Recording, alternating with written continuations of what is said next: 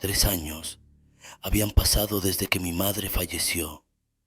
3 años de un dolor que no cesaba, de un vacío que se hacía más profundo con cada día que pasaba. Era mi único familiar, la única persona que realmente me conocía, que me comprendía. Desde su partida, el mundo se había vuelto un lugar frío y silencioso, un eco vacío de lo que alguna vez fue. La idea de hablar con ella de nuevo se convirtió en una obsesión. Escuché historias sobre la Ouija, sobre cómo podría servir de puente entre este mundo y el siguiente. Sabía que era peligroso, pero el deseo de escuchar su voz, aunque fuera por un instante, superó cualquier advertencia. Una noche, finalmente lo hice. Compré una tabla, busqué en internet las instrucciones y me preparé. Encendí algunas velas, apagué las luces y me senté frente a la Ouija. Mi corazón latía con fuerza, una mezcla de anticipación y miedo. ¿Mamá? Mi voz temblaba mientras colocaba mis dedos sobre el puntero. ¿Estás ahí? El puntero se movió lentamente, casi como si alguien lo empujara con suavidad. Formó la palabra sí. Mi corazón dio un vuelco. Te extraño tanto, dije, sintiendo las lágrimas formarse en mis ojos. Necesito saber si estás bien. ¿Estás en paz? El puntero comenzó a moverse de nuevo, pero esta vez más rápido, casi frenético. Formó las palabras no paz. Un escalofrío recorrió mi cuerpo. Sentí como si el aire a mi alrededor se volviera más frío, más denso. ¿Qué puedo hacer?, pregunté desesperado. Dime cómo ayudarte. No hubo respuesta inmediata, pero luego el puntero se movió lentamente, como si estuviera siendo arrastrado a la fuerza. Formó la palabra condenado. Mi respiración se aceleró. No entendía lo que significaba, pero sabía que no era bueno. De repente, una presencia oscura llenó la habitación. No la veía, pero la sentía. Una opresión en el pecho, una sensación de estar siendo observado por algo malvado, antiguo. Intenté mover mis manos, apartar el puntero, pero era como si estuvieran pegadas a la tabla. Has perturbado su descanso, dijo una voz en mi mente, fría y distante. Su alma está atrapada en el abismo, condenada por tu egoísmo. Intenté hablar, pedir perdón, pero las palabras no salían. Mi garganta se cerró, mis ojos se llenaron de lágrimas. Todo lo que quería era devolverle la paz, arreglar lo que había hecho. Hay una forma. La voz continuó, susurrando en mi mente. Pero requerirá un sacrificio. Lo que sea, murmuré, aunque apenas podía respirar. Entregarás tu alma al abismo para liberar la suya. Un intercambio justo, pero a cambio, ella descansará y tú vivirás con lo que has desatado. La habitación se oscureció aún más. Podía sentir la presencia del abismo, un vacío infinito que se extendía más allá de la realidad, esperando para devorarme. Acepto, dije, sin pensarlo 2 veces. Haría cualquier cosa por ella. El aire se volvió denso, sofocante, y sentí como si algo me estuviera tirando hacia abajo, como si el suelo debajo de mí se hubiera abierto, revelando un abismo insondable.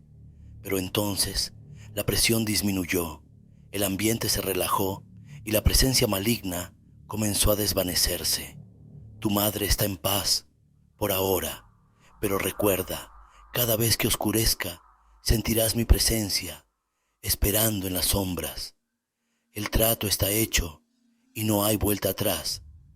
Desde esa noche, las sombras me siguen, un recordatorio constante de lo que he hecho.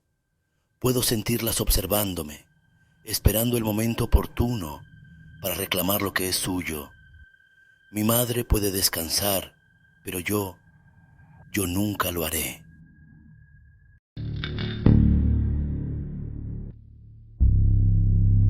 Nunca pensé que algo tan simple como una tabla de Ouija pudiera arruinar nuestras vidas. Debería haberme dado cuenta cuando, después de varias intentonas fallidas, nos reímos y dijimos que todo era una broma. Pero esa noche, esa última vez, todo cambió.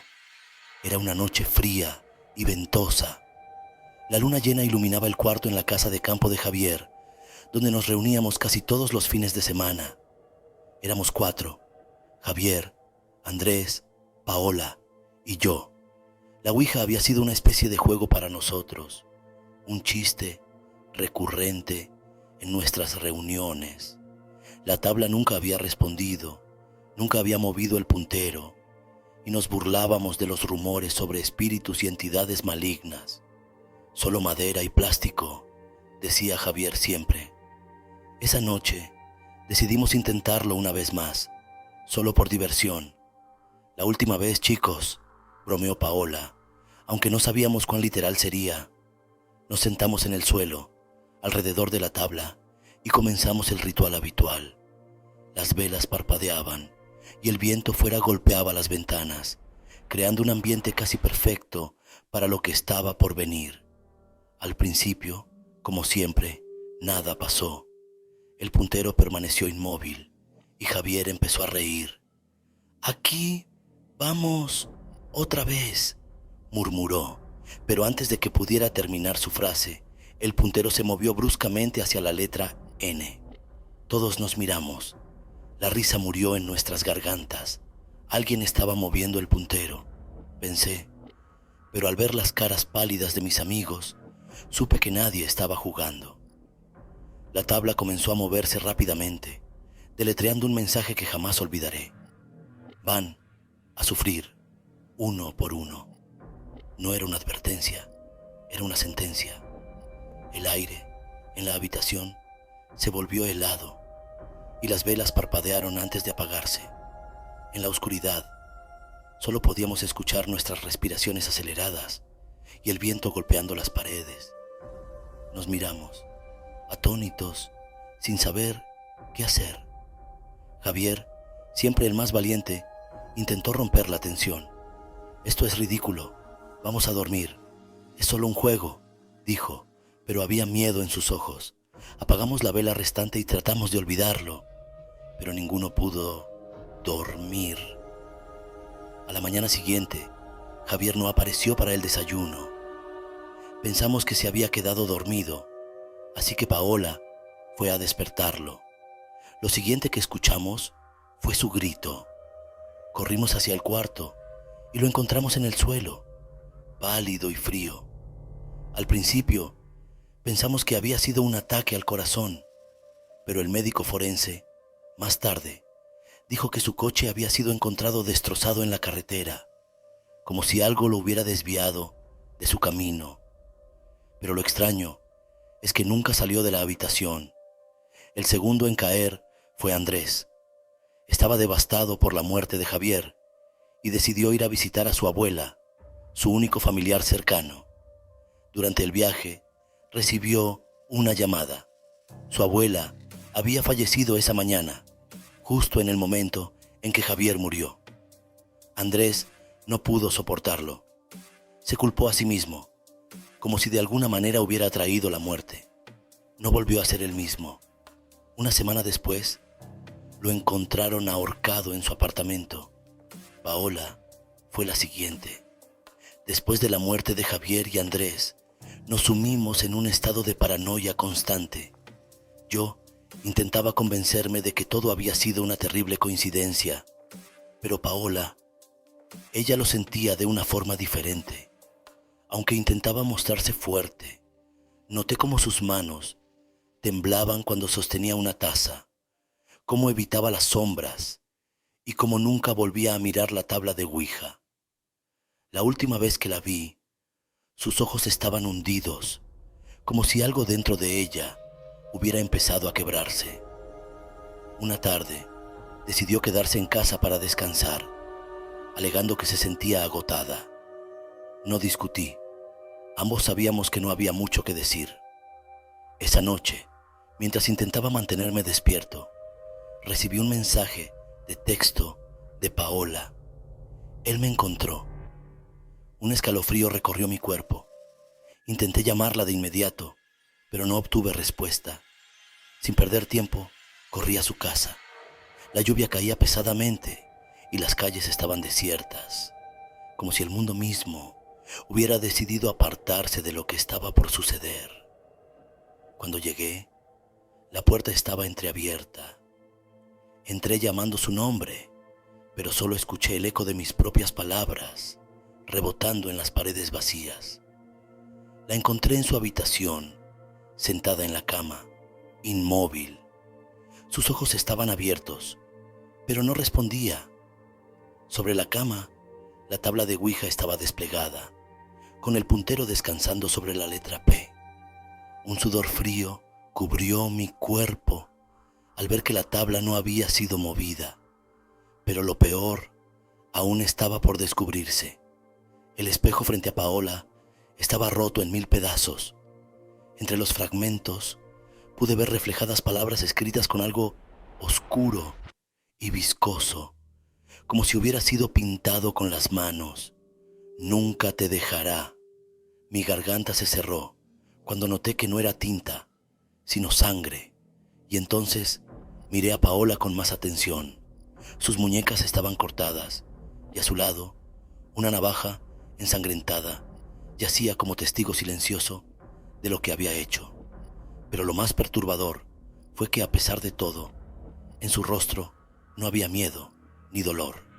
Había una sonrisa, pequeña y retorcida, como si en el último momento algo oscuro y macabro hubiera tomado control de ella, como si hubiera aceptado su destino, o peor, como si hubiera encontrado una especie de retorcida paz en lo inevitable.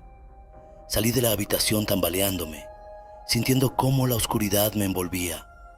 La muerte de Paola confirmó lo que temía. No había salida, no había salvación.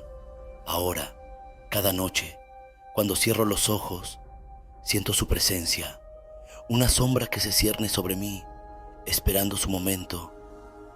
Sé que el último turno es mío, y cuando llegue, no habrá nadie para contar la historia. Si el video te gustó, regálame tu valioso pulgar arriba y compártelo con algún amigo que le guste el género. No olvides suscribirte para continuar viendo mi trabajo. Te lo agradecería infinitamente. Y recuerda, has escuchado un relato de terror en las noches